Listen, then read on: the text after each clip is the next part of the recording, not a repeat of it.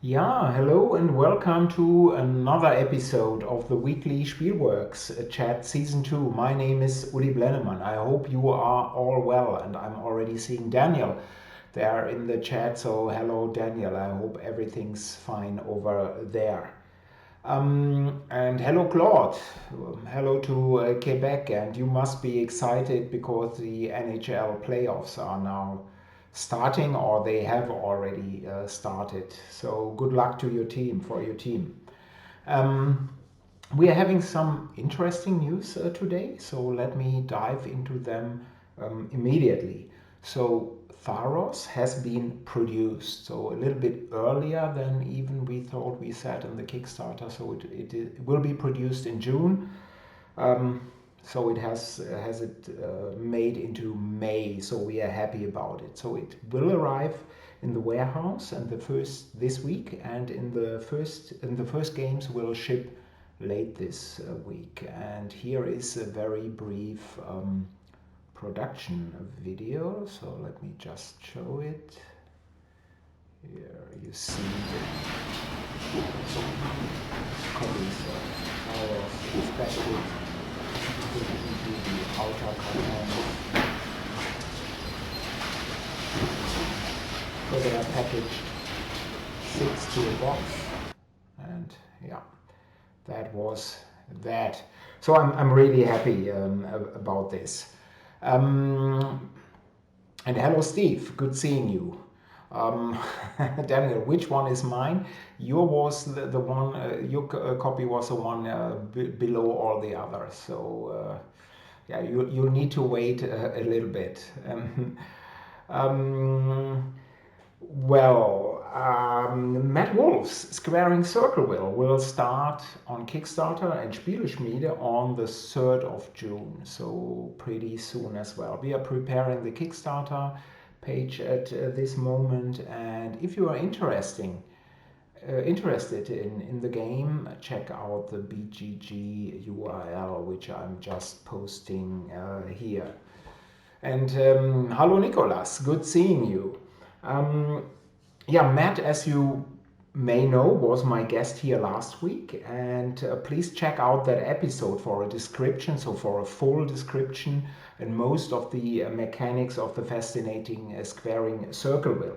And today I will only mentioning the action rondelle mechanism and the actions very briefly. This time, so that you are not getting seasick again, using the vessel module made by Joel Toppen.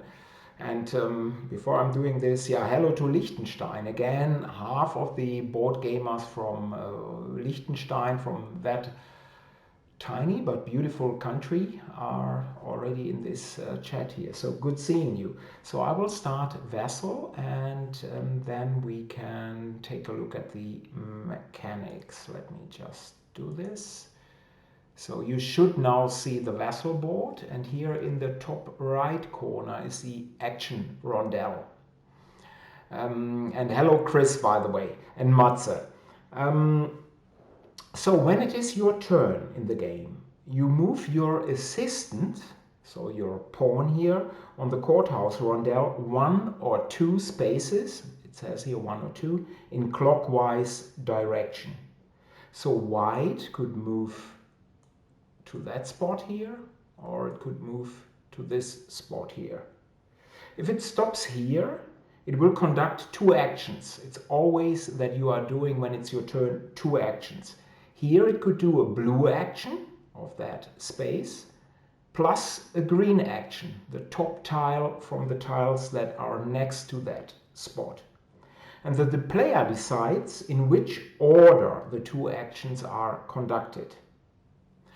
Now let's assume it's now Black's turn. Black now could move to 3 spots. So it could move over here, it could move over here, because it is allowed to stop in a space which is occupied by another player. Or it could move to this spot. So wait, didn't I say earlier you move 1 or 2 spaces? Well, occupied spaces are ignored. So let's assume it's now Pink's turn. Pink now has even 4 options. This would be 1, this would be 2, this would be 3 or 4. So this is what you do at the start of your turn. So which actions are available? Let me open a player mat over here. So let's see, this is a white player mat in the game. And I'm quickly describing just the 4 actions that you can do. You can do a red action over here. Red means you deconstruct roads and add your cubes to red spaces. And the number to the left here, the 2, tells you how many cubes you may place. So right now it's a basic level, so the row at the bottom, just 2. So we would move, for example, 1 and 2 over here and done. With the blue action, you construct new roads and add your cubes to blue spaces. Again, the number to the left of the action tells you how many you may place. So right now, because it's a basic level, as you know, it's just 2. So it would be 1 and 2. The orange action here lets you raise structures. And also the number to the left tells you how many, and right now it's just 1. So you could, for example, demolish this building over here. And here this is the green action. It lets you build structures in the new city grid.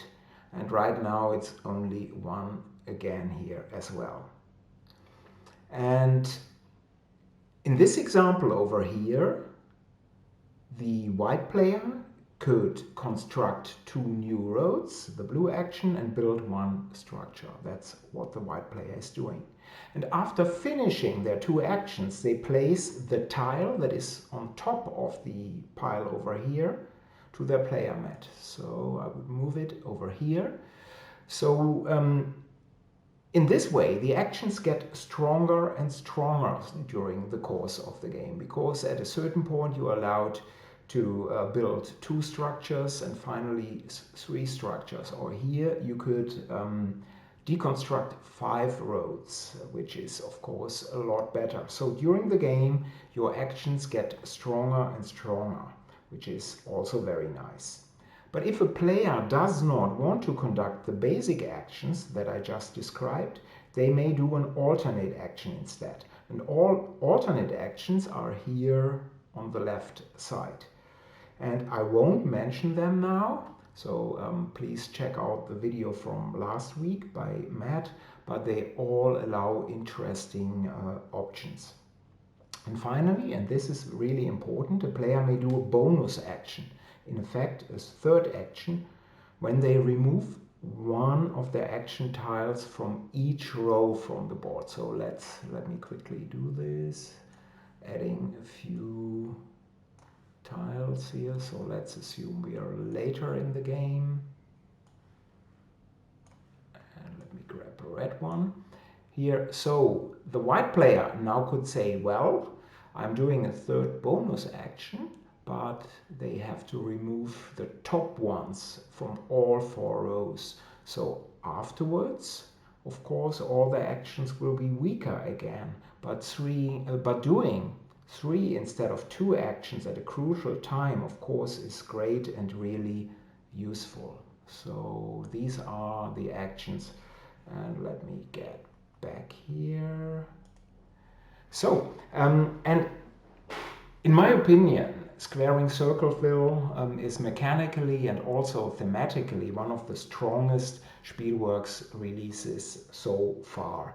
And on top of that, if you are a solo player, the game also includes 4 solo bots. So that is Squaring Circleville. Again, look for the Kickstarter and Spieleschmiede campaign starting on June 3rd, on the 3rd of June. Okay, Add to 666. Hello all, hello to you. Yeah, Asmodee North America. Finally something from Asmodee again. and they are really getting more and more aggressive in their distribution policies in the last 12 months. Since already mid last year, a retailer may order directly from Asmodee. And this, of course, is a severe blow for all the other US distributors. But in addition, Asmodee has introduced its so-called bestsellers program. It means that retailers should always have Asmodee's 40, so 40 best-selling titles in stock. So the participating retailers receive a free display rack for bestsellers, point of sale materials, and 2 free games each month. But of course, the real benefit is to push out non-Asmodee games from shelves. And finally, they now demand shipping fees unless a retailer orders at least 4 games from Asmodee. I mean, most companies simply cannot even attempt introducing such a policy because the retailer would simply not order from that company anymore. However, as you know, you need a Catan, you need a ticket to ride, so you have to comply. And really, these are interesting times for capitalists, and I'd definitely buckle up my seatbelt and see what's happening in the next couple of months. So, and as you moving from Asmodee to Germany to the decisions of the jury Game of the Year yesterday, and as you all know, the jury announced the nominees yesterday, and I'm way too detached from family games to comment on the Spiel des Jahres. Among the Kennerspiele, Fantasy Realms certainly was a bit of surprise for me, especially because the English language edition is from, I've played it a couple of years ago, maybe 2017, maybe 2018, but you see, the German edition was only introduced in 2020. Talking about moving back to Asmodee for a second to Daniel, it seems like this was likely their plan all along, yes. I think pushing all the others out of the way. But Kennerspiele Fantasy Realms was a bit of a surprise to me. But my favorite is Paleo by Peter Rustemeyer. And Peter, as you may know, was my guest here on January 12th. So you can still check out that video with this very nice Peter. He's a great fellow, and I really wish that Paleo by Hans im Glück wins a Kennerspiel des Jahres. And you heard it here first, so already in January. So you know, we take our gaming very seriously. And I just wish that the jury would recognize efforts distance a little bit from the mainstream. I know it is not their main job. Totally, I get this. They want to have the kids game of the year, the family type game of the year, and the Kennerspiel des Jahres. So for a little bit more for the gamers. And of course, I'm also totally biased, but I think that a special mentioning of the cost, so not an award, just mentioning the cost, would have been very nice. Because I think that the cost is outstanding, special, and one of the most important tabletop releases of the last 5 years.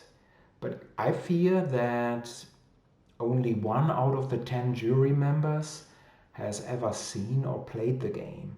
So one member mentioned it a couple of months ago very favorably in their podcast. But I doubt nobody else has ever touched the game. And this, I really think, is bad for gaming culture. Not because it is a Spielworxx game. The persons who know me personally know this is really not in my interest or in my center. I just want to see special games for gaming culture recognized. And I think this was a little bit sad. And all the jury members are really, truly very nice individuals. But for me, the state of the jury, and while it is surely, and while it has surely been improved over the last couple of years, but the jury, in my opinion, is one sentence in a nutshell.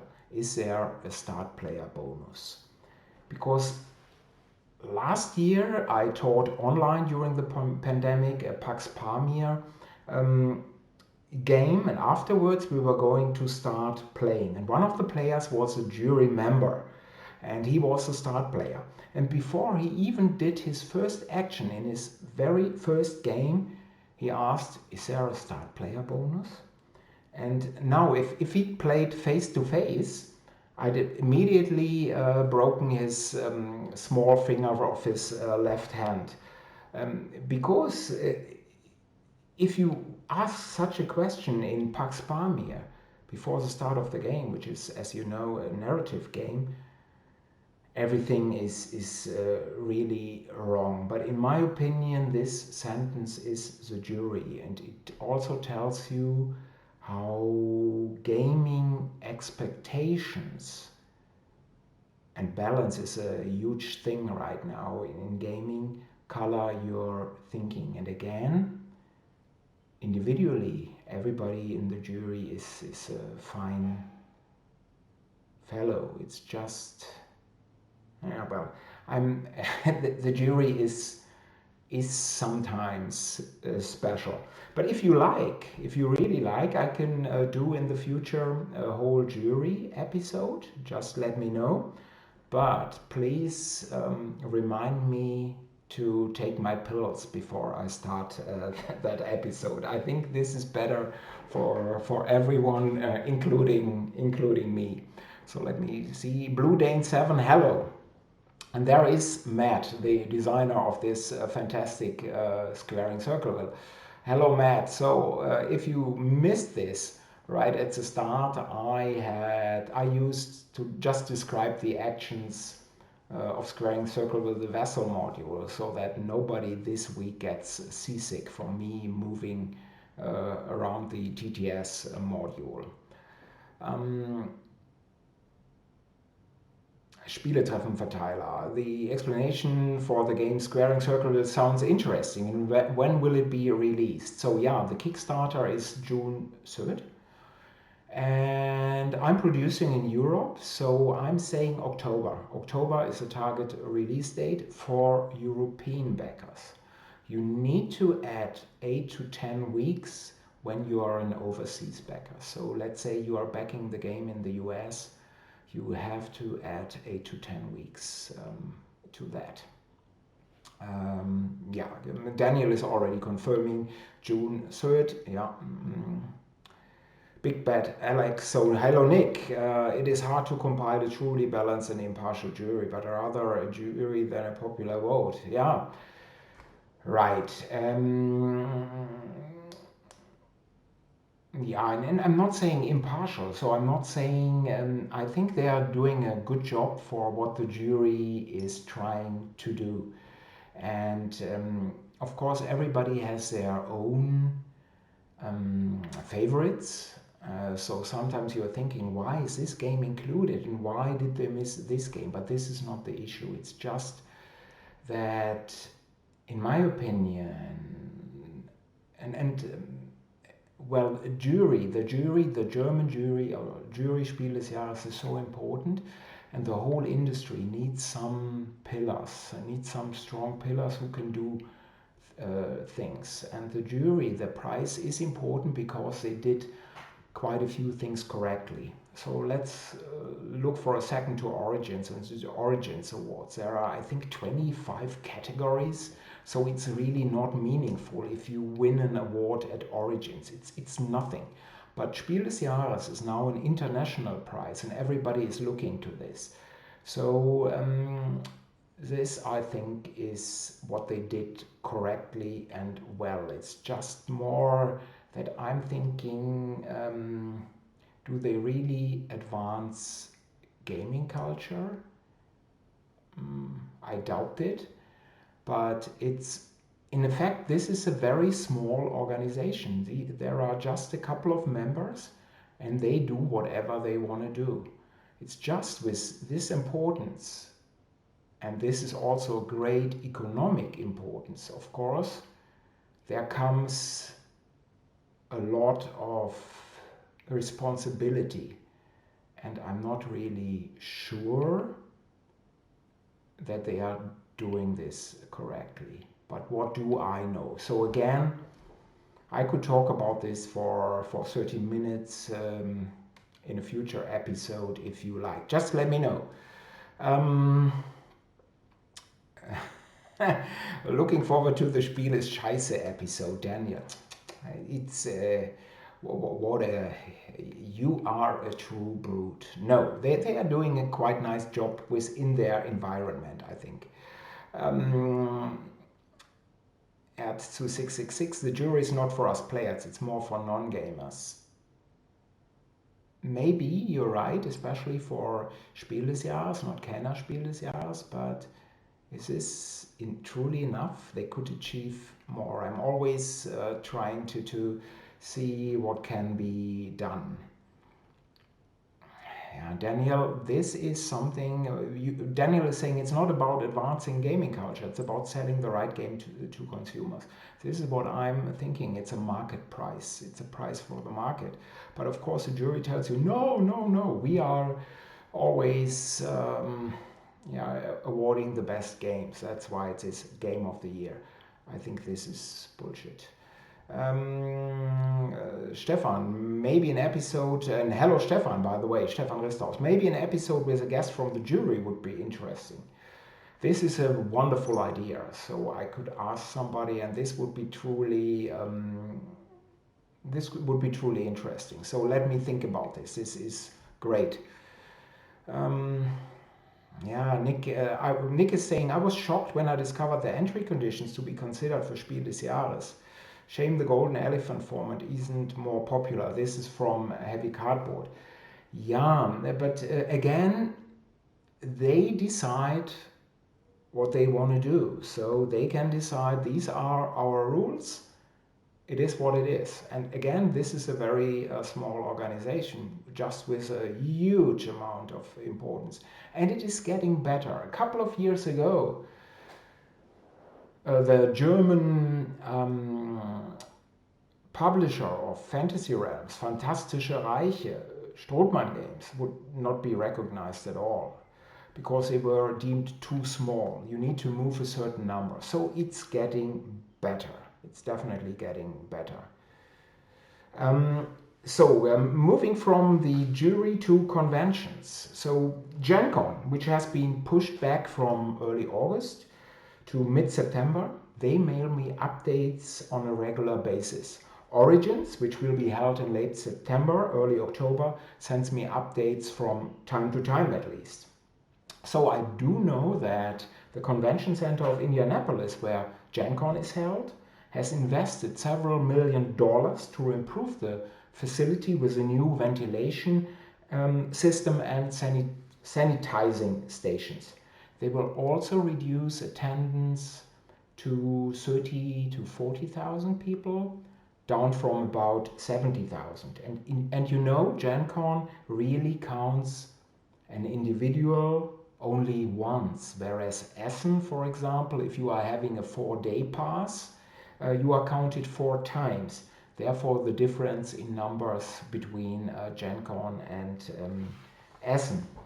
But I'm really welcoming these steps from Gen Con, that they are doing some good things.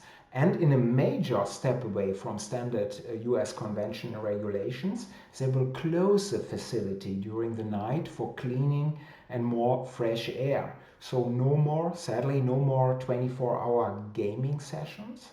But I think it is, in these times, a really great move. But more importantly, I, as a potential attendee, though not this year, I'm not traveling to the US this year, but more importantly, with Gen Con and Origins, I feel informed.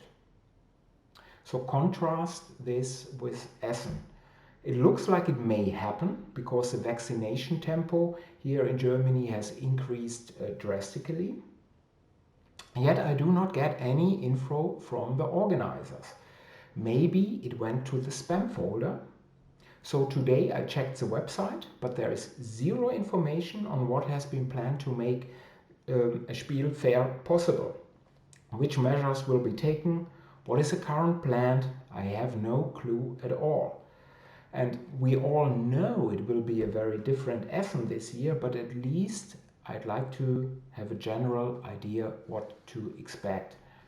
And as I said here before, currently I'm planning to attend, if it happens, to attend Essen as a visitor or with a small 5 by 2 meters booth only. And conventions, of course, there's always Conworks on October 1 and 2. This is Spielworxx' own tiny online convention, and my list of guests is almost final, and it is a really truly nice list of guests, and I will mention the exact schedule with my guests probably in late August, early September, and look for it on Conworks early October. So that is a Friday, October the 1st, and a Saturday, that is October the 2nd, 2 weeks before Essen. And let me just see here. Daniel, can I sleep on your couch for Conworks? Of course you can. Of course you can. Just come over. And although I think Daniel, for you, no couch, it's better in the garden. You see, Germany, this part of Germany in early October is wonderful if you sleep outside. It's really wonderful. It's cold, rainy, and miserably. Although sometimes in early October it's still nice. But of course you're welcome. If you come to Essen, you are, and maybe a couple of days before, of course you're welcome. So again, Gute Mine from Liechtenstein. I'm not yet sure if any of the board game conventions will take place, but I really hope so, that at least Essen will happen. Yeah, right now it looks quite good for Essen, in my opinion at least. Although some other major events like Oktoberfest have been cancelled. But the numbers here in Germany are, COVID numbers are decreasing rapidly now that vaccination is available in larger and larger numbers. And another thing is, of course, the fair grounds are under extreme pressure. Messe Essen, the fairground, is owned in a majority by the city of Essen, and the city of Essen has no money at all. It's in the Ruhr area, old industrial part, so no money, really bad. But they need to open this. They need it. They need to start fairs again. So I think there's a fair chance, no pun intended, that this fair is happening in October, and we'll see.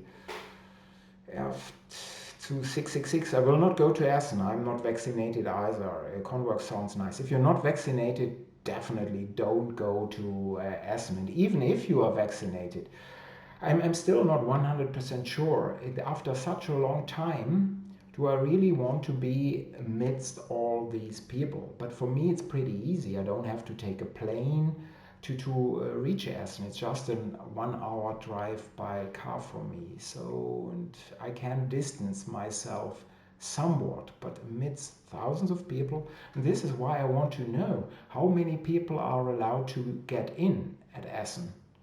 Is it again maybe 15 to 20,000 a day, or is it just 5,000? Maybe just 3,000 a day?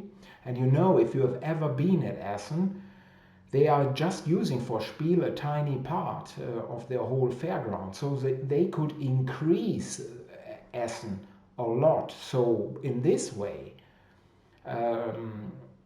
have more space per booth, or so that there is space between individual booths. But of course, renting more fair halls costs more money, and somebody has to pay this. And I guess there's also quite a bit of pressure on März Verlag, the organizers, to have a fair this year, because it's their money, and I can totally sympathize with this. But of course, health and safety is most important. Yeah, good to meet you. So if you're there, definitely, and if I'm having a booth, please stop by. It will be just a small booth. If not, if I'm not having a booth, I will let people know that I'm there as a visitor. If you see me, we should definitely talk, have a Prosecco or have a beer, that's for sure. And Claude is saying, yeah, I would love to see you. I would like to go to Essen if it is possible. At least I know I will be fully vaccinated before. Yeah, this is definitely needed. And if we are really, really lucky, Claude, maybe the Roosters have a home game on Friday.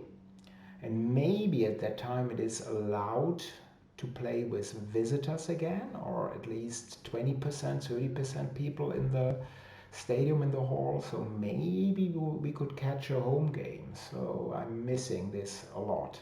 Although, again, I'm not sure how I feel amidst several thousand people who are yelling, and so we'll see. Definitely interesting times. Next week we are having a guest here. It is designer Vas Arponen from Finland, but Vas is currently here in Germany. So I'm really, really looking forward to that episode next week. Thank you for your time. If you would like to have a special topic discussed, drop me a mail, or if you have a specific question that you'd like to ask in advance, drop me a mail at uli@spielworxx.de. That is uli@spielworxx.de. And till next week, bleibt alle gesund, Black Lives Matter. Bye bye.